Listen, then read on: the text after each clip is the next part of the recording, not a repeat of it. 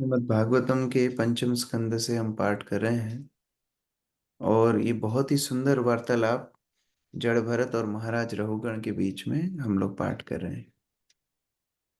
महाराज रहुगण जो अपनी थोड़ी सी शारीरिक असुविधा के कारण जड़ भरत के ऊपर कटु वचन बोलते हैं, जड़ भरत उन्हें भगवत ज्ञान दे रहे हैं। रहुगण को साक्षात्कार होता है कि किस प्रकार ये कोई सामान्य व्यक्ति नहीं है, महान अवधूत है, क्षमा मांगता है, भगवत ज्ञान के लिए और याचना करता है। और जब शरीर और आत्मा के पृथक पृथक धर्मों के बारे में जड़ भरत बताते हैं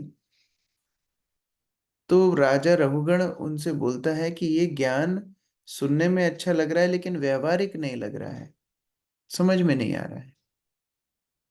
तब जड़ जड़ भरत विस्तार से भौतिक संसार, हमारी पारिवारिक संसार, सांसारिक आसक्तियों को एक उदाहरण के माध्यम से समझा रहे हैं, जो है वन का उदाहरण।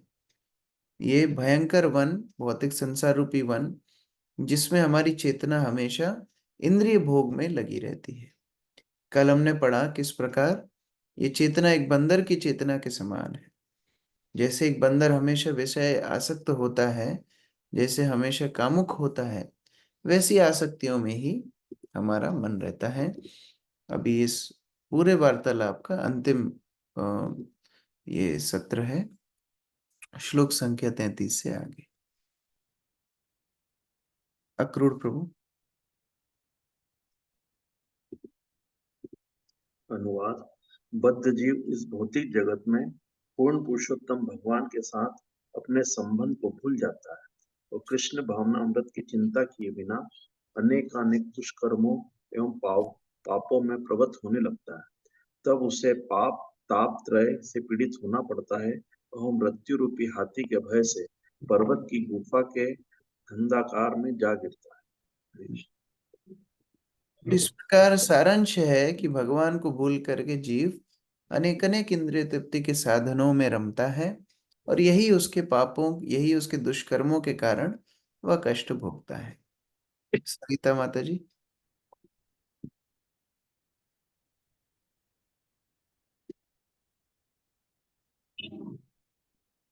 हरे कृष्ण प्रभु।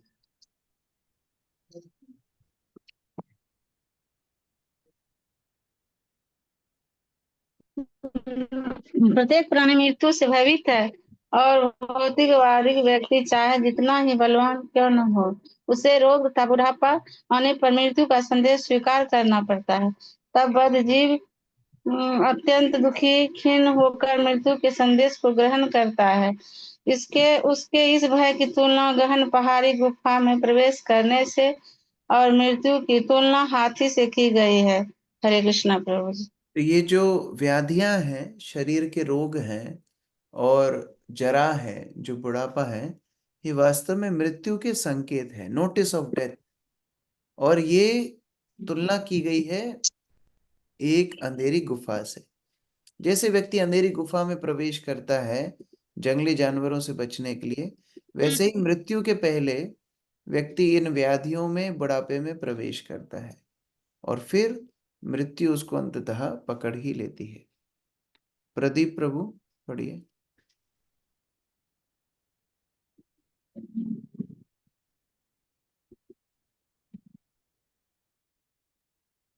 अन्य जीवात्मा अन्य जीवात्मा के प्रभु जी कहाँ से है? बद्ध जीव को अनेक दैहिक कष्ट सहन करने पड़ते हैं, यथा अत्यधिक ठंड तथा तेज हवा। वह अन्य जीवात्मा के कार्यकलापों तथा प्राकृतिक प्रकोपों के कारण भी कष्ट उठाता है। जब वह उनका सामना करने में अक्षम होकर दयनीय अवस्था में रहता है तो स्वभाववश वह अत्यंत खिन्न हो उठता है, क्योंकि वह सांसारिक सुविधाओं का भोग करना चाहता है। नीतू माता जी नेक्स्ट। हरे कृष्णा प्रभु जी। कभी कभी बद्ध जीव परस्पर आदान प्रदान करते हैं, किंतु कालांतर में ठगी के कारण उनमें शत्रुता उत्पन्न हो जाती है। भले ही रंच मात्र मुनाफा हो, बद्ध जीव परस्पर मित्र न रहकर एक दूसरे के शत्रु बन जाते हैं। हरे कृष्णा। हिमांशी माता जी। तात्पर्य, जैसा कि श्रीमद् भागवतम में कहा गया है, पुंसः स्त्रिया मिथुनी भावमेतम तयो मिथो हृदय ग्रंथि माहु अतो ग्रह क्षेत्र सुतास्य विधि जनस्य मोहमय ममेति। वानर तुल्य भक्तजीव पहले मैथुन में आसक्त होता है और वास्तविक संभोग हो जाने पर वह और अधिक लिप्त हो जाता है। तब उसे कुछ भौतिक सुखों की आवश्यकता होती है, यथा निवास स्थान, भोजन, मित्र, संपत्ति इत्यादि। इन्हें प्राप्त करने के लिए उसे दूसरों को ठगना पड़ता है और इससे घनिष्ठ मित्रों से भी उसकी शत्रुता हो जाती है। कभी कभी बद्ध जीव तथा उसके पिता या गुरु के बीच यह शत्रुता ठन जाती है। जब तक कोई विधि विधान में दृढ़ नहीं रहता, भले ही वह कृष्ण भावनामृत आंदोलन का सदस्य क्यों न हो, वह धृष्टता करता रहता है। फलतः हम हमारे शिष्यों को विधि नियमों के दृढ़ पालन का उपदेश देते हैं। अन्यथा शिष्यों में विरोध होने पर मानवता के उत्थान के लिए किए जाने वाला यह महत्वपूर्ण आंदोलन अवरुद्ध हो जाएगा। अतः जो इस कृष्ण भावनामृत आंदोलन को आगे बढ़ाने के लिए इच्छुक है, उन्हें इसे स्मरण रखना चाहिए और विधि नियमों का कठोरता से पालन करना चाहिए, जिससे उनके मन विचलित ना हो। बहुत ही महत्वपूर्ण निर्देश शिल प्रभुपाद इस तात्पर्य में दे रहे हैं। कल मैं श्री श्रीमद् भक्ति चारू स्वामी गुरु महाराज की एक पुस्तक पढ़ रहा था, परिप्रश्नेन। वो परिप्रश्नेन पुस्तक में एक प्रश्न आया था कि समर्पण किसे कहते हैं। और कई बार ये चर्चाएं हमारी होती हैं, हम लोग कई कथाओं में सुनते हैं कि भगवान को समर्पित होना चाहिए, गुरु को समर्पित होना चाहिए। बाहर भी कितनी कथाएं होती हैं, लोग शरणागति भक्ति के विषय में बात करते हैं। लेकिन गुरु महाराज ने बड़ा व्यवहारिक उत्तर दिया। उन्होंने बोला, 4 नियम का पालन करने से सबसे पहले आपकी शरणागति की परख होती है, क्योंकि वहां आपको आपकी आसक्तियां छोड़नी पड़ रही हैं। व्यक्ति से 4 नियम ही पालन नहीं होते हैं, फिर बड़ी बड़ी बातें सुनते हैं, बड़ी बड़ी कथाएं सुनते हैं, सारी गीता भागवत चैतन्य चरितामृत इत्यादि श्रवण करते हैं। सबसे पहले तो मुख्य बात है 4 नियम का पालन करना। अगर वही नहीं हो रहा है तो भक्तों के बीच में संबंध भी अच्छा नहीं रहेगा, उसकी भक्ति भी दृढ़ नहीं रहेगी, और अंततः आपस में लड़ करके पूरे कृष्ण भावनामृत आंदोलन को खराब कर देंगे। यही प्रभुपाद यहाँ संकेत कर रहे हैं, चेतावनी कर रहे हैं। हमको अपने नियमों को दृढ़ता से पालन करना पहले सीखना है। और क्यों ऐसा है? क्योंकि कली निवास करता है ये 4 स्थानों में: द्यूत क्रीड़ा, अवैध संबंध, नशा और मांसाहार। अगर हम इन 4 नियमों का दृढ़ता से पालन नहीं करते तो कली प्रवेश करता है। और कली जब प्रवेश करता है तो कली का मतलब ही है कलह, कली का मतलब ही है दंभ, कली का मतलब ही है विरोधाभास, लड़ाई झगड़ा। भक्तों के बीच में ऐसा क्यों होगा? इसका मतलब नियमों का पालन ठीक से नहीं हो रहा है। उसकी दूसरी स्टेप फिर आती है अपना हरिनाम का जप नियमित रूप से गंभीरता से करना, प्रभुपाद की पुस्तकों का अध्ययन करना इत्यादि। तो ये निधि और विषेद दोनों नियमों का पालन ढंग से नहीं करेंगे तो ये पूरे आंदोलन की जो शुद्धता है, ये पूरे आंदोलन की जो समर्थता है, पूरे विश्व को उत्थान करने की, उद्धार करने की, इस सब को हम खराब कर देंगे। इसलिए बहुत गंभीरता से अपने नियमों का पालन करना चाहिए।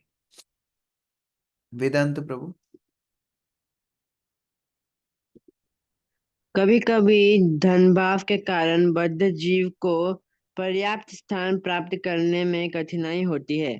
कभी तो उसे बैठने तक के लिए स्थान नहीं मिलता, न ही उसे अन्य आवश्यक वस्तुएं ही प्राप्त होती है। दूसरे शब्दों में वह अभाव का अनुभव करता है और नैतिक साधनों से इन आवश्यकताओं को प्राप्त कर पाने के कारण वह अत्यधिक ढंग से दूसरों की संपत्ति का अपहरण करता है। जब उसे वांछित वस्तुएं प्राप्त नहीं हो पाती, वह दूसरों से अपमान ही प्राप्त करता है, जिससे वह अत्यंत खिन्न हो उठता है। तात्पर्य सुजाता माता जी। तात्पर्य, ऐसा कहा गया है कि आवश्यकता किसी नियम को नहीं पहचानती। जब बद्ध जीव के जीवन निर्वाह के लिए धन की आवश्यकता आ पड़ती है तो वह कोई ना कोई साधन अपनाता है, चाहे वो भीख मांगे, उधार ले अथवा चोरी करे। किंतु ये वस्तुएं प्राप्त नहीं होती, उल्टे उसका अपमान और उपहास किया जाता है। जब तक अच्छी प्रकार से सुव्यवस्थित न रहा जाए तब तक अनुचित साधनों से धन संग्रह नहीं किया जा सकता। यदि वह अनुचित साधनों से धन संग्रह कर भी ले तो भी वह राजा या जनता की प्रताड़ना तथा अपमान से नहीं बच सकता है। ऐसे अनेक प्रसंग हैं जब महत्वपूर्ण व्यक्ति गबन करते पकड़े गए हैं और उन्हें जेल में डाल दिया गया है। भले ही कोई जेल के दंड से बच जाए, किंतु वो पूर्ण पुरुषोत्तम भगवान द्वारा दंडित होने से नहीं बच सकता, क्योंकि वे भौतिक प्रकृति के माध्यम से कार्य करते हैं। इसका उल्लेख श्रीमद भगवद गीता में हुआ है। दैवी हेषा गुणमयी मम माया दुरत्यया। प्रकृति अत्यंत क्रूर है, वह किसी को भी क्षमा नहीं करती है। जब मनुष्य प्रकृति की अवहेलना करते हैं तो वे सभी प्रकार के पाप कर्म करते हैं, जिसके फलस्वरूप उन्हें कष्ट उठाना पड़ता है। तो ऐसे कार्य जिनके कारण और ज्यादा कष्ट मिले, कम से कम भौतिक संसार में उस नैतिकता का खंडन नहीं करना चाहिए। जैसे गुरु महाराज एक उदाहरण देते थे कि 70 के दशक में या 60 के दशक में एक महान महान तो क्या बोलेंगे, एक प्रसिद्ध प्रचारक था। इस्कॉन में नहीं था, बाहर, बाल योगी नाम से। बहुत बहुत सारे अनुयायी भी थे। फिर एक बार एयरपोर्ट में कोई सामान तस्करी करता हुआ पकड़ा हो गया। तो वही कष्ट में नहीं गया, उसी को जेल में नहीं डाला, उसके पूरे आंदोलन का शमन और उसके सारे के सारे अनुयायियों को बड़ी पीड़ा भोगनी पड़ी। तो थोड़े से लालच के लिए अनैतिक काम व्यक्ति करता है और ज्यादा समस्या में फंस जाता है। इसलिए कम से कम भक्तों को अपने व्यवहार में, अपने कार्य क्षेत्र में इन नैतिकता का पालन करना चाहिए। ऐसा कभी ना हो कि हमारे ऊपर और संकट आ जाए, कृष्ण भक्ति में हमारे और व्यवधान पड़े। मृणालिनी माता जी पढ़िए। जी प्रभु जी, हरे कृष्णा। अपनी इच्छाओं की बारंबार पूर्ति के लिए मनुष्य परस्पर शत्रु होने पर भी कभी कभी विवाह संबंध स्थापित कर लेते हैं। दुर्भाग्यवश ये विवाह दीर्घ काल तक नहीं चल पाते और ऐसे लोग तलाक या अन्य कारणों से पुनः विलग हो जाते हैं। हरे कृष्ण। कई बार ऐसे होते हैं, शत्रुवत संबंध है, लेकिन फिर भी सोचते हैं कि चलो विवाह कर लेते हैं, दो परिवार जुड़ जाएंगे, ये हो जाएगा, वो हो जाएगा। लेकिन ऐसे संबंध जो स्वार्थ के ऊपर निर्भर हो, ज्यादा समय तक चलते नहीं। रेखा माता जी।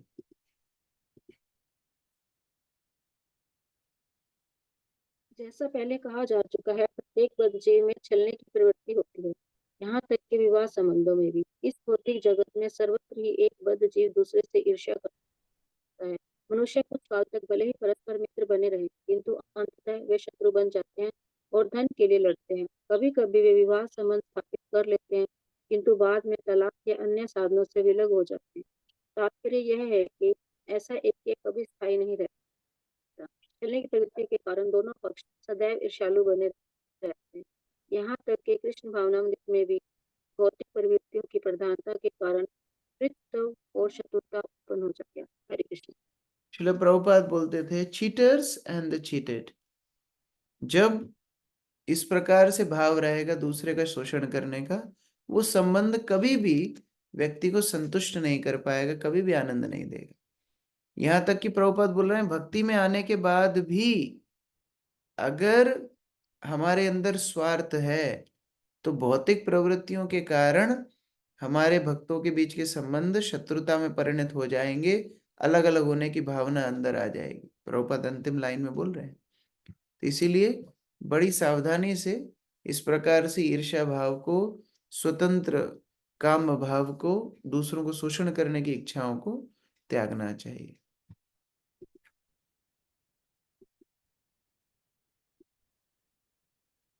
भूमिका माता जी पढ़िए। इस भौतिक जगत का मार्ग क्लेशमय है और बद्ध जीव को अनेक कष्ट विचलित करते रहते हैं। कभी वह हारता है तो कभी जीतता है। प्रत्येक दशा में यह मार्ग विघ्नों से परिपूर्ण है।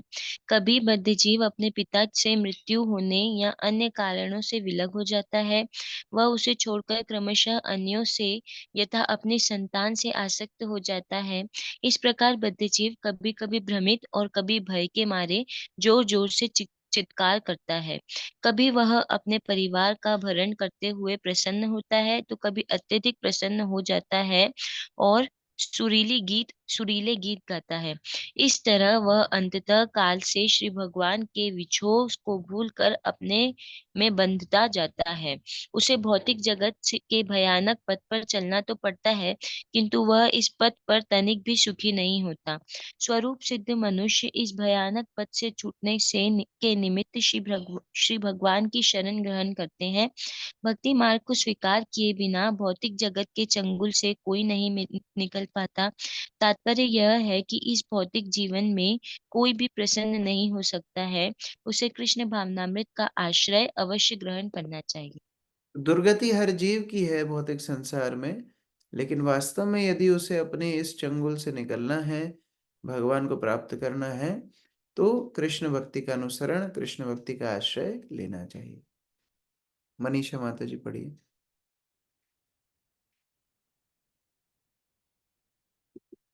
तात्पर्य। भौतिकतावादी जीवन शैली का सम्यक विश्लेषण करने पर कोई भी बुद्धिमान पुरुष समझ सकता है कि इस संसार में तनिक भी सुख नहीं है, किंतु अनंत काल से संकटपूर्ण मार्ग पर चलते रहने और संत जनों से अपने को विलग रखने के कारण बद्ध जीव मोहवश इस भौतिक जगत का आनंद लेना चाहता है। कभी कभी बहिरंगा शक्ति तथा कथित सुख का अवसर प्रदान करती है, किंतु भौतिक प्रकृति बद्ध जीव को निरंतर प्रताड़ित करती रहती है। इसीलिए कहा गया है, दंडय जने राजा येन नदीते चुबाय, चैतन्य चरितामृत मध्य। भौतिकतावादी जीवन का अर्थ है सतत दुख, किंतु जब दो अंतरालों के बीच सुख प्रकट होता है तो हम उसे स्वीकार कर लेते हैं। कभी कभी दोषी व्यक्ति को बार बार पानी में डुबोया जाता है और फिर बाहर निकाला जाता है। वास्तव में यह सब दंड देने के उद्देश्य से किया जाता है, किंतु जब उसे जल से बाहर निकाला जाता है तो उसे कुछ राहत का अनुभव होता है। बद्धजीव की ऐसी स्थिति है। अतः सभी शास्त्रों का उपदेश है कि भक्तों तथा साधुओं का सत्संग किया जाए। साधु संग सर्व शास्त्र कहे, लव मात्र साधु संग सर्व सिद्धि है। भक्तों के लव मात्र सत्संग से ही बद्ध जीव इस दुखमय भौतिक जगत से उबर सकता है। यह कृष्ण भावनामृत आंदोलन प्रत्येक व्यक्ति को संत जनों के साथ सत्संग का अवसर प्रदान करने का प्रयास करता है।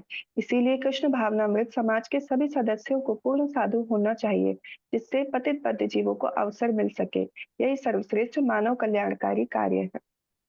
इसको हबू डुबू बोलते हैं। हबू डुबू अर्थात डुबा करके रखेंगे जब तक पानी में, जब तक सांस एकदम घुटने ना लगे, और फिर थोड़ी देर के लिए बाहर निकाला जाएगा तो एकदम व्यक्ति सांस लेगा, फिर उसको पानी में डुबा दिया जाएगा। तो इसी प्रकार भौतिक संसार में दुख और दुख है, दो दुख के बीच में थोड़ा सा जो समय होता है उसको हम सुख मानते हैं, लेकिन वास्तविक जीवात्मा के आनंद का स्रोत है भक्तों की संगति। जब भक्तों की संगति करते हैं तब व्यक्ति वास्तव में उस संतोष को, उस शांति को, उस आनंद को प्राप्त करता है। और श्रील प्रभुपाद इस्कॉन के भक्तों से अपेक्षा कर रहे हैं कि अपने आप को वो साधु बनाए, अपने आप को दृढ़ भक्त बनाए, जिससे बाकी जीवात्माओं को साधु संग मिल सके और उनकी समस्याएं समाधान हो सके। तो यहाँ प्रभुपाद ये तो बोल ही नहीं रहे हैं कि हाँ भक्ति में आओ तो आपकी समस्याएं दूर हो जाएंगी। प्रभुपाद एक स्टेप आगे अपेक्षा कर रहे हैं कि आप अच्छे भक्त बनिए, आप दृढ़ भक्त बनिए, आप शुद्ध साधु बनिए, जिससे दूसरे लोगों को कृष्ण भक्ति के अनुसरण करके उनके जीवन में सहायता मिल सके। सुरेखा माता जी। समस्त आत्माओं के मित्र मुनिजन की चेतना शांत होती है। वे अपनी इंद्रियों एवं मन को वश में कर चुके होते हैं और उन्हें मुक्ति पथ, जो श्री भगवान तक पहुंचने का मार्ग है, सरलता पूर्वक प्राप्त होता है। क्लेशमय भौतिक परिस्थितियों में संलग्न रहने तथा हतभाग्य होने के कारण भौतिकतावादी व्यक्ति मुनिजनों की संगति नहीं कर पाता। हरे कृष्ण। तो अभी साधु कौन है? साधु संग तो करना है। साधु कौन है इस श्लोक में बता रहे हैं, जो इंद्रियों को संयमित किए हैं और जो भगवत मार्ग पर चल रहे हैं, प्राप्त किए हैं भगवान को, सरलता पूर्वक अपने भक्ति का अनुसरण कर रहे हैं, ऐसे साधुओं की संगति करनी चाहिए। लेकिन अगर व्यक्ति केवल और केवल अपनी समस्याओं में ही उलझा रहेगा, साधुओं की संगति नहीं कर पाएगा। कई बार कई लोगों की आदत पड़ जाती है अपनी समस्याओं को ही बार बार स्मरण करने की। कई बार सत्संग मिलता है, भक्त उनको कई उपदेश भी देते हैं, तो वो हर उपदेश में कोई ना कोई समस्या निकाल लेते हैं। फिर उस समस्या का कोई समाधान देगा, उसमें भी कोई समस्या निकाल लेंगे। जैसे मानो किसी ने बोला आप जप कीजिए, तो बोलेंगे नहीं नहीं, हम तो सुबह नहीं उठ पाते हैं। तो भक्त लोग दयावश बोलते हैं ठीक है आप शाम को कर लीजिए। तो बोलते नहीं नहीं, शाम को भी घर का काम रहता है, शाम को कैसे करेंगे।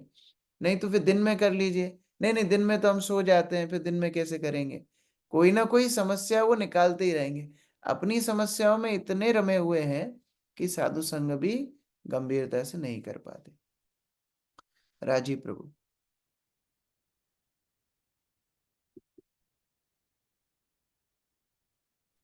तात्पर्य, महान संत जड़ भरत ने क्लेश में दशा तथा उससे बचने के साधन इन दोनों का वर्णन किया है। इससे बचने का एकमात्र उपाय है भक्तों की संगति, और यह संगति अत्यंत सुगम है।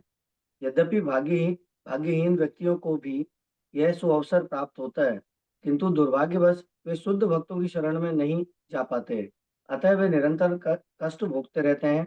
और फिर भी यह कृष्ण भावनामृत आंदोलन इस बात पर बल देता है कि प्रत्येक प्राणी हरे कृष्ण महामंत्र का जप करके इस पथ का अनुसरण करे। कृष्ण भावनामृत के उपदेशक द्वार द्वार जाकर लोगों को यह बताते हैं कि भौतिक जीवन में कष्टों से किस प्रकार छुटकारा पाया जा सकता है। जैसा कि श्री चैतन्य महाप्रभु ने कहा है, गुरु कृष्ण प्रसादे पाए भक्ति लता बीज। भगवान श्री कृष्ण तथा गुरु महाराज की कृपा से ही भक्ति का बीज प्राप्त हो सकता है। यदि मनुष्य थोड़ा बुद्धिमान है तो वह कृष्ण भावनामृत का अनुशीलन कर सकता है और इस प्रकार भौतिक जीवन के दुखों से छुटकारा पा सकता है। इस प्रकार प्रत्येक भक्त की ये जिम्मेदारी है कि भौतिक संसार में फंसे हुए लोगों को मदद करने के लिए कृष्ण भक्ति का प्रचार करे। जब जीवात्मा को ये साधु संग मिलेगा, कृष्ण भक्ति का अवसर मिलेगा, तो उसके सारे कष्ट अपने आप दूर हो जाएंगे। कृष्ण दयाल प्रभु। हरे कृष्ण प्रभु। जी प्रभु। साधु प्रकृति वाले ऐसे अनेक महान राजसी हो चुके हैं जो यज्ञ अनुष्ठान में अत्यंत प्रवीण तथा अन्य राज्यों को जीतने में परम कुशल थे, किंतु इतनी शक्ति होने पर भी भगवान की प्रेमा भक्ति नहीं कर पाए, क्योंकि मैं महान राजा, मैं देह स्वरूप हूँ और यह मेरी संपत्ति है, इस मिथ्या बोध को भी नहीं जीत पाए थे। इस प्रकार उन्होंने प्रतिद्वंदी राजाओं से केवल शत्रुता मोल ली, उनसे युद्ध किया और वे जीवन के वास्तविक लक्ष्य को पूरा किए बिना दिवंगत हो गए। बड़े बड़े शक्तिशाली राजा जिनका बड़ी बुद्धि है, जिनका बड़ा सामर्थ्य है, वे भी विफल माने जाएंगे अगर कृष्ण भक्ति का अनुसरण नहीं करेंगे तो। क्योंकि वास्तविक लक्ष्य जीवन का है अपनी आत्मा को भगवान की सेवा में संलग्न करना। रघुवीर प्रभु। हरे कृष्णा। तात्पर्य, बद्ध जीव का वास्तविक जीवन उद्देश्य भगवान के साथ विष्णु संबंध की पुनर्स्थापना तथा भक्ति में संलग्न होना है, जिससे वह देह त्याग के पश्चात कृष्ण भावनामृत को पुनर्जीवित करने में समर्थ हो सके। मनुष्य को ब्राह्मण, क्षत्रिय, वैश्य, शूद्र या अन्य किसी भी रूप में अपनी वृत्ति छोड़ने की आवश्यकता नहीं है। किसी भी स्थिति में वह अपना नियत कर्तव्य करते हुए मात्र श्री कृष्ण के प्रतिनिधि स्वरूप भक्तों के सत्संग से ही कृष्ण भावनामृत का विकास संभव है, क्योंकि वे ही इस विज्ञान की शिक्षा दे सकते हैं। दुख की बात यह है कि बड़े बड़े राजनीतिज्ञ एवं नेता इस भौतिक जगत में केवल शत्रुता उत्पन्न करते हैं और उनकी रुचि आध्यात्मिक उन्नति की ओर नहीं होती। सामान्य व्यक्ति के लिए भौतिक उन्नति अत्यंत मोहक होती है, किंतु अंततः उसे परास्त होना पड़ता है, क्योंकि वह स्वयं को भौतिक देह और इससे संबंध प्रत्येक वस्तु को अपनी संपत्ति मान बैठता है। यही अविद्या है। वास्तव में उसका अपना कुछ भी नहीं होता, यहाँ तक कि यह देह भी नहीं।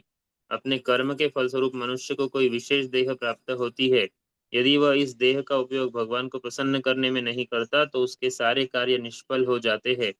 जीवन के वास्तविक उद्देश्य का उल्लेख श्रीमद् भागवतम 1.2.13 में हुआ है। अतः अतः पुंभिर्द्विजश्रेष्ठा वर्णाश्रम विभागश स्वनुष्ठितस्य धर्मस्य संसिद्धिर्हरितोषणम्। वस्तु तो इसका कोई महत्व नहीं कि मनुष्य कौन सा कार्य करता है। यदि वह श्री भगवान को केवल संतुष्ट कर सकता है तो उसका जीवन सफल। नेक्स्ट किरण माता जी। तो काम कर दो।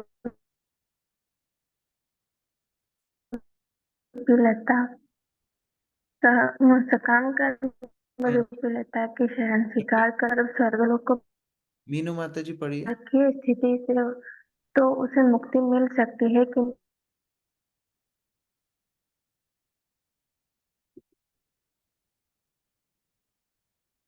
मीनू माता जी पढ़िए।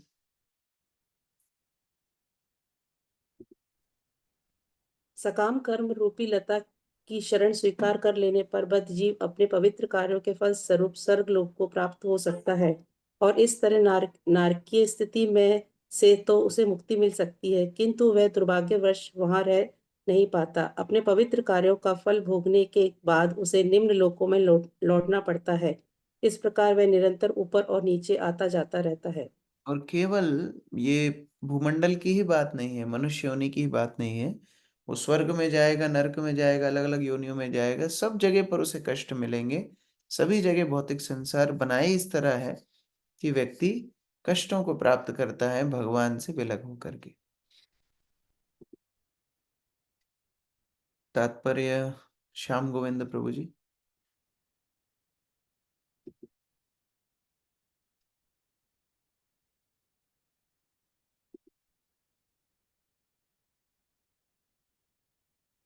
श्रुति माता जी।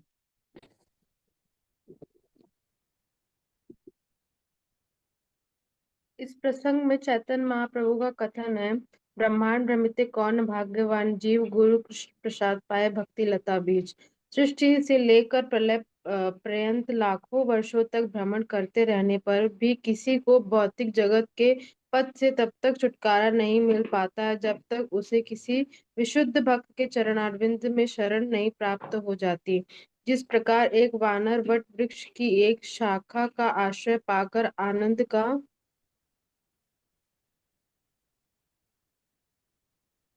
अनुभव करता है, उसी प्रकार यह बद्धजीव अपने जीवन के असली ध्येय को जाने बिना सकाम कर्म रूपी कर्मकांड का आश्रय लेता है। कभी कभी वह इन कार्यों के द्वारा स्वर्ग तक पहुंच जाता है तो कभी वह फिर से पृथ्वी पर नीचे आ जाता है। श्री चैतन्य महाप्रभु ने इसका वर्णन ब्रह्मांड भ्रमित का कर किया है, किंतु यदि कृष्ण की कृपा से कोई भाग्यवान जीव गुरु की शरण प्राप्त करता है तो उसे भगवान की भक्ति करने की विधि का पता चल जाता है। इस प्रकार वह इस भौतिक जगत के सतत संघर्ष से छूटने की युक्ति जान लेता है। इसलिए वेदों का यह आदेश है कि मनुष्य को गुरु महाराज की शरण में जाना चाहिए। वेदों की घोषणा है, तद्विज्ञानार्थ स गुरुमेव भिगच्छते। इसी प्रकार भगवत गीता में भगवान का उपदेश है, त्वदिन्ति प्राणिपातेन परिप्रश्नेन सेवया उपदेशन्ति ते ज्ञानम ज्ञानस्तत्त्वदर्शिना। सदगुरु की शरण सदगुरु के शरणागत होकर दंडवत प्रणाम, विनम्र जिज्ञासा और निष्कपट भाव से उनकी सेवा करके उस तत्व को जान वे तत्व को जानने वाला आत्मज्ञानी महापुरुष तेरे लिए ज्ञान का उपदेश करेंगे। श्रीमद् भागवत में इसी प्रकार का उपदेश है, तस्माद् गुरुं प्रपत्ते जिज्ञासु श्रेय उत्तमं शाब्दे परे च निशांतम ब्रह्मानुपश्यमाश्रयम्। सच्चा सुख प्राप्त करने के आकांक्षी व्यक्ति को चाहिए कि वह प्रामाणिक गुरु की खोज करे और दीक्षा के द्वारा उसकी शरण प्राप्त करे। उसके गुरु में यह विशेषता होनी चाहिए कि उसे धर्म ग्रंथों के सार को सावधानी पूर्वक अनुभव कर लिया हो और वह अन्य लोगों को भी इसकी प्रतीत करा सके। ऐसे महान पुरुष जिन्होंने समस्त भौतिक विचारों को त्याग कर भगवान की शरण प्राप्त कर ली है, प्रामाणिक गुरु माने जाने चाहिए। इसी प्रकार महान वैष्णव विश्वनाथ चक्रवर्ती ठाकुर का उपदेश है, यस्य प्रसादात् भगवत प्रसादो। गुरु की कृपा से कृष्ण की कृपा प्राप्त होती है। चैतन्य महाप्रभु ने भी उपदेश दिया है, गुरु कृष्ण प्रसाद पाए भक्ति लता बीज। यह आवश्यक है, मनुष्य को चाहिए कि वह कृष्ण भावनामृत तक आए और शुद्ध भक्त की शरण में जाए। इस प्रकार से भाव बंधन से छुटकारा पाया जा सकता है। तो हरे अंतिम उपदेश जड़ भरत यही कर रहे हैं कि अगर वास्तव में मुक्त होना है तो गुरु का आश्रय लेना है। ये सारे बंधनों से मुक्त हो सकता है जीव। पूरे संसार में भटकता रहेगा, उसे तब तक शांति नहीं मिलेगी तब तक शुद्ध भक्त का आश्रय ना ले। जब तक कृष्ण भक्ति में बढ़ने के लिए गुरु के आदेश का पालन ना करे। नेक्स्ट मुकुल प्रभु। जड़ भरत के उपदेशों का सार सुना चुकने के पश्चात श्री सुखदेव गोस्वामी ने कहा, प्रिय राजा परीक्षित, भरत द्वारा निर्दिष्ट पथ श्री भगवान के वाहन गरुड़ द्वारा अनुगमन किए गए पथ के तुल्य है और सामान्य राजागण मक्खियों के समान है। मक्खियां गरुड़ के पथ पर नहीं जा सकती। आज तक बड़े बड़े राजाओं तथा विजयी नेताओं में से किसी ने भी भक्ति पथ का अनुसरण नहीं किया, मानसिक रूप से भी नहीं। इस प्रकार जो हम भौतिक संसार में कई मोटिवेशन सुनते हैं या अलग अलग व्यवस्थाएं व्यक्ति करते हैं, अपने जीवन के लक्ष्य को निर्धारित करते हैं, उनकी तुलना की गई है मक्खियों के पथ से। मक्खियां कितना उड़ेंगी, लेकिन जो निर्देश यहाँ जड़ भरत दे रहे हैं वो गरुड़ के पथ के समान है, अर्थात बहुत ऊंची बात कह रहे हैं। ये आध्यात्मिक स्तर की बात है और ये बड़ा दुर्लभ है किसी भी व्यक्ति के लिए समझ पाना, उसका अनुसरण कर पाना। तात्पर्य जय माता जी। तात्पर्य श्रीमद् भागवतम 7.3 में भगवान श्री कृष्ण श्रीमद् भगवत गीता 7.3 में भगवान श्री कृष्ण कहते हैं, मनुष्यानाम सहस्रेषु कश्चिदरति सिद्धये यततामपि सिद्धानाम कश्चिन माम वेति तत्वतः। सहस्त्रों मनुष्य में से कोई एक पूर्णता प्राप्त करने के लिए प्रयत्नशील होता है और उन सिद्धि प्राप्त करने वालों में से कोई विरला मनुष्य ही मुझे तत्वतः जान पाता है। भक्तिमय सेवा का मार्ग अनेक शत्रुओं पर विजय पाने वाले राजाओं के लिए भी अत्यंत कठिन है। भले ही ये राजा युद्धभूमि में विजय रहे हों, किंतु वे देहात्म बुद्धि पर विजय प्राप्त नहीं कर सके। ऐसे अनेक नेता, स्वामी, योगी तथा नामधारी अवतारी पुरुष हैं जो बौद्धिक तर्क वितर्क में उलझे रहते हैं और अपने आप को पूर्ण पुरुष के रूप में विज्ञापित करते रहते हैं, किंतु अंततः वे सफल नहीं होते। निसंदेह भक्ति मार्ग का अनुगमन करना अत्यंत कठिन है, किंतु यदि कोई महाजनों के पथ का अनुसरण करना चाहता है तो वह अत्यंत सरल हो जाता है। इस युग में श्री चैतन्य महाप्रभु का पथ उपलब्ध है, जिनका आविर्भाव पतित आत्माओं के उद्धार के लिए हुआ। यह पथ इतना सरल एवं सुगम है कि कोई भी श्री भगवान का नाम जप करके इसे ग्रहण कर सकता है। हरेर नाम एव केवलम कलौ नास्तेव नास्तेव नास्तेव गतिरन्यथा।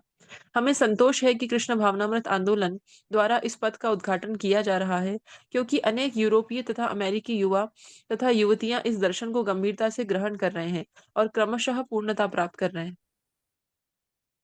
देखो, शिल प्रभुपाद ने जैसे ही देखा कि ये उदाहरण दिया गया है कि गरुड़ के समान उड़ने वाला पथ है, मक्खियां क्या उड़ेंगी, तो हो सकता है हमारे मन में विचार हो कि अरे फिर हमारा क्या होगा, ये तो इतना दुर्लभ पथ है, इतनी ऊंची बातें हैं, इतनी आध्यात्मिक स्तर की बातें, हम कैसे पालन करेंगे। तो प्रभुपाद हमें आशा दे रहे हैं, ये आचार्य का काम है कि कैसे अपने अनुयायियों को वो प्रोत्साहन दे, वो प्रेरणा दे, उत्साह दे।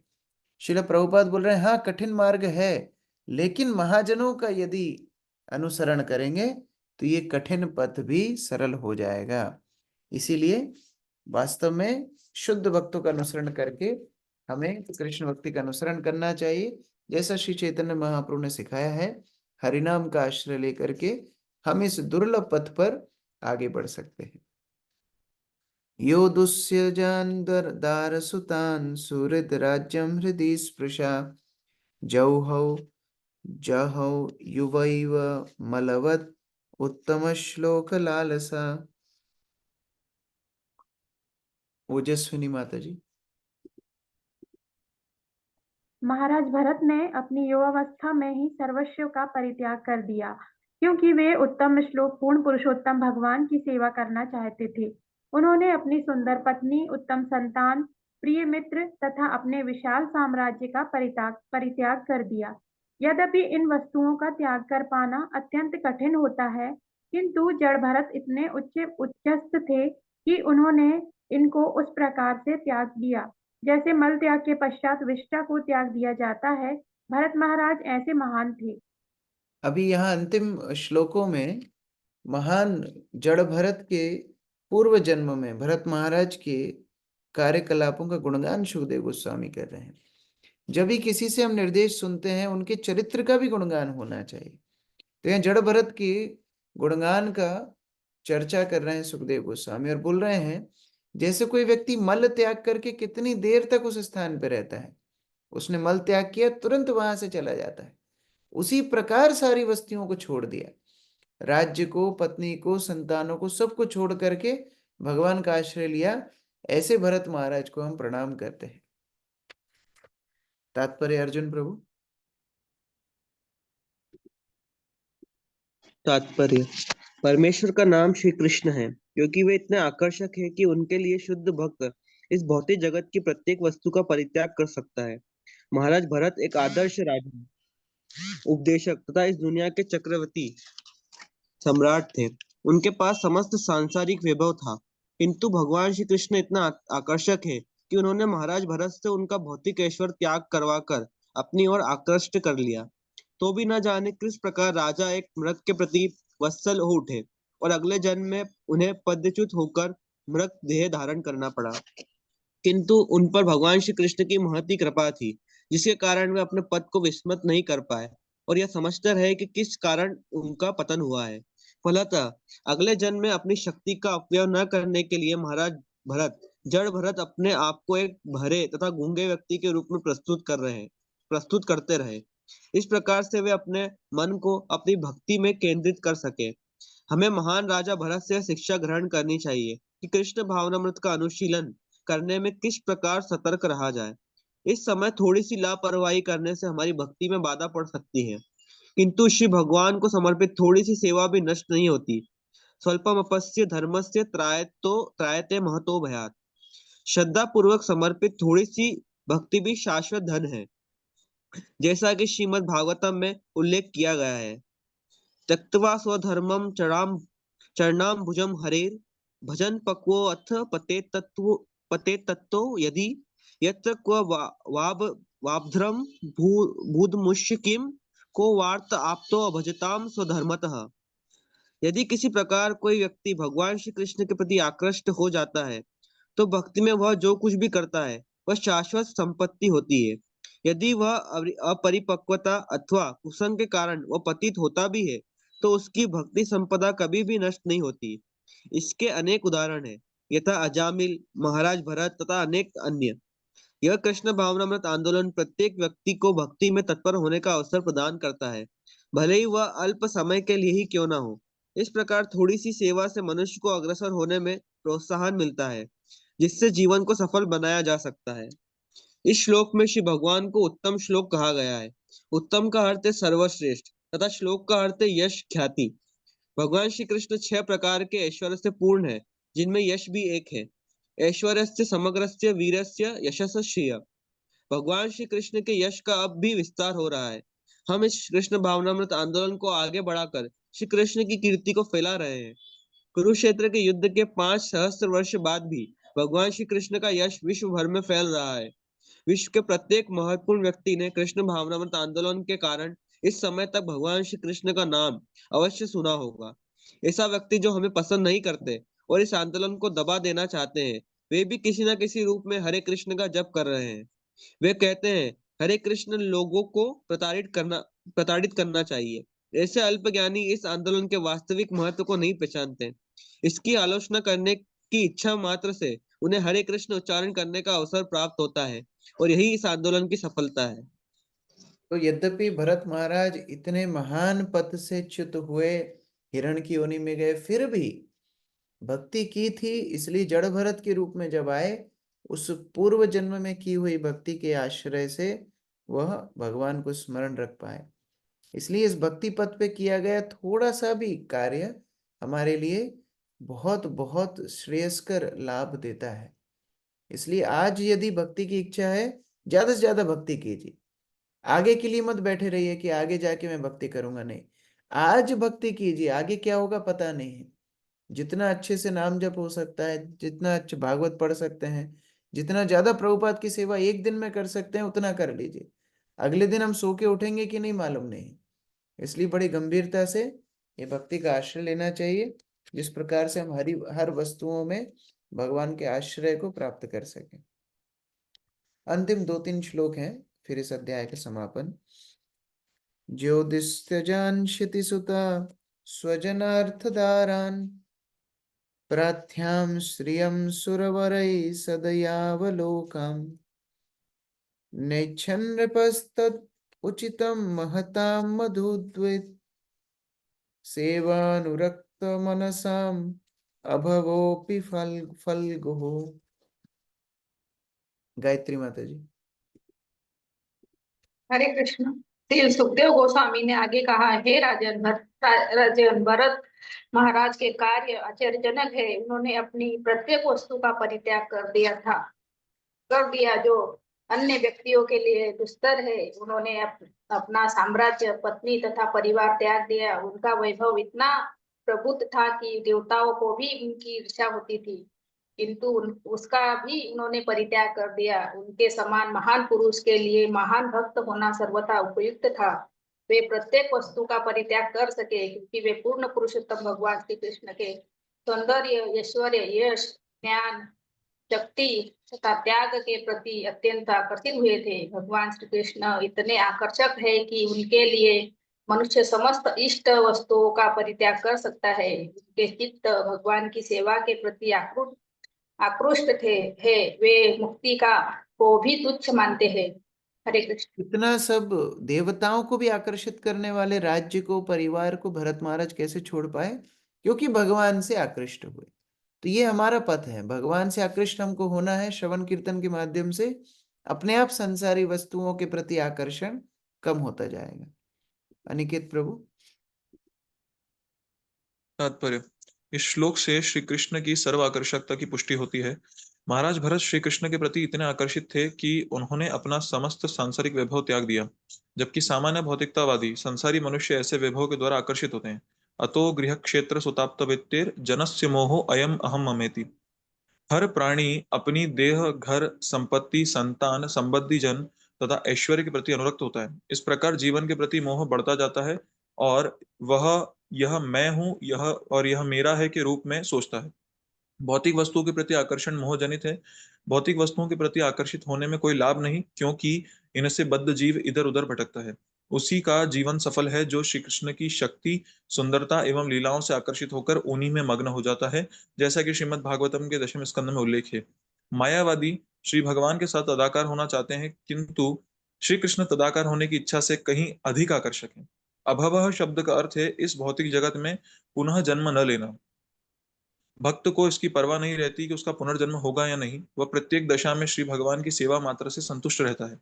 यही वास्तविक मुक्ति है। इहा यस्य हरेर दास्य कर्मणा मनसा गिरा निखिला स्वप्यवस्थासु जीवन मुक्तः सोच्यते। जो मनसा वाचा कर्मणा श्री कृष्ण की सेवा करता है वह इस भौतिक संसार में रह कर भी जीवन मुक्त है। भक्ति रसामृत सिंधु। जो व्यक्ति श्री कृष्ण की निरंतर सेवा का इच्छुक है वह अन्य व्यक्तियों को यह विश्वास दिलाने में रुचि रखता है कि भगवान है और पूर्ण पुरुषोत्तम भगवान श्री कृष्ण ही हैं। यही उसकी अभिलाषा है। उसे इसकी परवाह नहीं कि वह स्वर्ग में है या नरक में। यही उत्तम श्लोक लालसा कहलाती है। हरे कृष्ण। उत्तम श्लोक लालसा। भगवान को प्राप्त करने की लालसा यदि हो तो बाकी सारे आकर्षणों से जीव मुक्त हो जाता है। मुक्ति तक उसके लिए तुच्छ हो जाती है, जैसे जड़ भरत का उदाहरण यहाँ दिया है। भगवान से आकर्षण के कारण सारी वस्तुओं की आसक्ति छोड़ दी। यज्ञाय धर्मपतये विधिनयन पुनाय योगाय सांख्य शिरसे प्रकटीश्वराय नारायणाय हरये नमः इति उदारम हास्यं मृगत्वमपि समुदाजहार। कमल सिंह प्रभु। हरे कृष्ण प्रभु। प्रभु जी, मृग देह धारण करने पर भी महाराज भरत ने पूर्ण पुरुषोत्तम भगवान को विस्मृत नहीं किया। अतः जब वे मृग देह छोड़ने लगे तो उन्होंने उच्च स्वर में इस प्रकार प्रार्थना की, पूर्ण पुरुषोत्तम भगवान साक्षात यज्ञ पुरुष है। वो अनुष्ठानों का फल देने वाले हैं। वे धर्म के रक्षक है, साक्षात योग स्वरूप, सर्वज्ञ स्रोत है, संपूर्ण सृष्टि के नियामक तथा प्रत्येक जीवात्मा में स्थित परमात्मा है। वे सुंदर है, वे आकर्षक है। मैं उनको नमस्कार करते हुए ये देह त्याग रहा हूँ और आशा करता हूँ कि उनकी दिव्य सेवा में अहर्निश संलग्न रहूंगा। यह कहकर महाराज भरत ने अपना शरीर त्याग दिया। हरे कृष्ण प्रभु। इस प्रकार से जब देह त्याग हो, भगवान को इस तरह प्रार्थना करनी चाहिए कि हे भगवान, हमारी जो भी गति हो आपको स्मरण कर पाए, आपकी सेवा में संलग्न रख पाए। यही मनुष्य जीवन की सफलता है। अंते नारायण स्मृति, भगवान का स्मरण अंत समय में हो, यही भगवत भक्ति की सफलता है। प्रफुल्ल प्रभु। सभी वेद कर्म ज्ञान तथा योग को सकाम कर्म, मनोधर्मी ज्ञान तथा योग को भली भांति समझने के लिए है। हम आत्मानुभूति के चाहे जिस स्वरूप को स्वीकार करें, हमारा अंतिम लक्ष्य तो पूर्ण पुरुषोत्तम भगवान रहते हैं, जो श्री नारायण है। सभी जीवात्मा भक्ति के द्वारा उनसे नित्य जुड़े हैं, जैसा कि श्रीमद् भागवतम में कहा गया है, अंते नारायण स्मृति। मृत्यु के समय श्री नारायण का स्मरण करना वही जीवन की सिद्धि है। यद्यपि महाराज भरत को मृग की देह स्वीकार करनी पड़ी, किंतु वे मृत्यु के समय श्री नारायण का स्मरण कर सके। फलस्वरूप उनका जन्म एक ब्राह्मण परिवार में पूर्ण भक्त के रूप में हुआ। इससे श्रीमद् भगवद गीता 6.41 के इस कथन की पुष्टि होती है, सुचिनानाम श्रीमताम गेहे योग भ्रष्टो अभिजायते। जो आत्म साक्षात के पद से नीचे आ जाता है वह ब्राह्मणों तथा सदाचारी धनवानों के घर में जन्म लेता है। यद्यपि महाराज भरत का जन्म राजकुल में हुआ था, किंतु असावधान रहने के कारण उन्हें मृग के रूप में जन्म लेना पड़ा। किंतु मृग देह धारण करने पर वे अत्यंत सचेष्ट रहे, जिससे उनका जन्म एक ब्राह्मण परिवार में जड़ भरत के रूप में हुआ। इस जन्म में वे आजीवन कृष्ण भक्त रहे और प्रत्यक्ष रूप से कृष्ण भक्ति के संदेश का प्रचार किया, जिसका प्रारंभ उन्होंने महाराज रहुगण को उपदेश देकर किया। इस प्रसंग में योगाय शब्द अत्यंत महत्वपूर्ण है। जैसा कि श्रील मध्वाचार्य ने बताया है, अष्टांग योग का प्रयोजन पूर्ण पुरुषोत्तम भगवान के साथ अपने आप को जोड़ना है। इसका लक्ष्य भौतिक सिद्धियों का प्रदर्शन करना नहीं है। इस प्रकार हम देखते हैं, जहां तक भक्ति होती है वहीं से अगले जन्म में भक्ति शुरू होती है। भगवान को स्मरण रखते हुए भक्त अपने देह त्याग करते हैं, भगवान उन्हें आगे भक्ति करने का अवसर देते हैं, चाहे इस लोक में हो चाहे परलोक में हो। अभी अंतिम श्रुति फल है। जिन लोगों ने इतनी गंभीरता से ये भरत महाराज की 3 जन्म की कथा सुनी, जड़ भरत के उपदेशों की कहा पूरा प्रवचन सुना, अब इस पूरी कथा सुनने का क्या श्रुति फल है, अंतिम श्लोक में बताया जा रहा है। किरण माता जी, इंटरनेट आया वापस? श्रवण तथा कीर्तन के अनुरागी भक्त नियमित रूप से भरत महाराज के गुणों की विवेचना तथा उनके कर्मों की प्रशंसा करते हैं। यदि कोई विनीत भाव से सर्व कल्याण में महाराज भरत के विषय में श्रवण तथा कीर्तन करता है, तो उसकी आयु तथा सांसारिक वैभव में वृद्धि होती है। वह अत्यंत प्रसिद्ध हो सकता है और सरलता से स्वर्ग अथवा श्री भगवान में एकाकार होकर मुक्ति प्राप्त कर सकता है। महाराज भरत के कर्मों के श्रवण कीर्तन तथा सत्वन मात्र से मनोवांछित फल मिलता है। इस प्रकार मनुष्य की समस्त भौतिक तथा आध्यात्मिक आकांक्षाओं की पूर्ति होती है। इन वस्तुओं के लिए और किसी से मांगने की आवश्यकता नहीं रह जाती, क्योंकि महाराज भरत के जीवन के अध्ययन मात्र से सभी वांछित वस्तुएं प्राप्त हो जाती है। ये भरत महाराज का चरित्र इतना शुद्ध है, इतना पवित्र है। सुखदेव गोस्वामी बोल रहे हैं, केवल ये भरत महाराज के चरित्र को श्रवण कीर्तन करने से धर्म अर्थ काम मोक्ष कृष्ण भक्ति जो चाहिए सब मिल जाएगी, जिसको कहीं जाने की जरूरत नहीं है। किसी भी प्रकार की इच्छा हो, भौतिक हो आध्यात्मिक हो, भक्त तो वैसे भगवत भक्ति की आकांक्षा करते हैं, जो वस्तु चाहिए भरत महाराज के चरित्र सुनने से व्यक्ति को मिल जाएगी। इतना ये श्रेयस्कर ये भगवान के भक्त का चरित्र है। आरती माता जी। तात्पर्य, इस 14वें अध्याय में भौतिक अस्तित्व रूपी वन भवाटवी का सारांश दिया गया है। भवाटवी शब्द का अर्थ है भौतिक अस्तित्व का पद। वणिक वह जीव है जो इंद्र तृप्ति के लिए धन उपार्जन के प्रयत्न में भौतिक जगत रूपी जंगल में आता है। आंख, कान, नाक, जीभ, त्वचा तथा मन से 6 इंद्रियों के 6 लुटेरे हैं। विचलित बुद्धि अधम नेता है। बुद्धि तो कृष्ण भक्ति के निमित्त है, किंतु भौतिक अस्तित्व के कारण वह अपना संपूर्ण ज्ञान भौतिक सुविधाएं जुटाने में लगा देते हैं। प्रत्येक वस्तु पूर्ण पुरुषोत्तम भगवान श्री कृष्ण की है, किंतु मन तथा इंद्रियों के भ्रष्ट हो जाने से हम श्री भगवान की संपत्ति को लूट लूट कर अपनी इंद्रियों को तृप्त करते रहते हैं।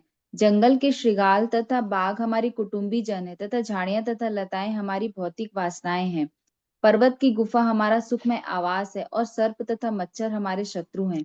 चूहे, जंगली पशु तथा गिद्ध विभिन्न प्रकार के चोर हैं जो हमारे धन का अपहरण करते रहते हैं। हमारी देह तथा घर का मायाजाल गंधर्वपुर है। स्वर्ण तथा उसकी चमक मायाजाल है। भौतिक आवास तथा संपत्ति हमारे भौतिक सुख के घटक हैं। स्त्रियों के लिए प्रमद आकर्षण ही बवंडर है और यौन सुख ही अधड़ है। देवता विभिन्न दिशाओं के नियामक है और हमारी अनुपस्थिति में शत्रु द्वारा उच्चरित कर्कश शब्द ही मानो झिंगुर हैं। हमारे मुंह पर बुराई करने वाले व्यक्ति उल्लुक हैं और अशुभ वृक्ष अशुभ व्यक्ति हैं। जलहीन नदी उन नास्तिकों का प्रतिनिधि है जो हमें इस लोक तथा परलोक में कष्ट देते हैं। मांसाहारी असुर, राज्य कर्मचारी और चुभने वाले कांटे भौतिक जीवन के बाधा तुल्य हैं। व्यभिचार का अनुभूत स्वाद पर स्त्री संभोग की लालसा है। मक्खियां स्त्रियों के संरक्षक है जैसे पति, ससुर, सास इत्यादि।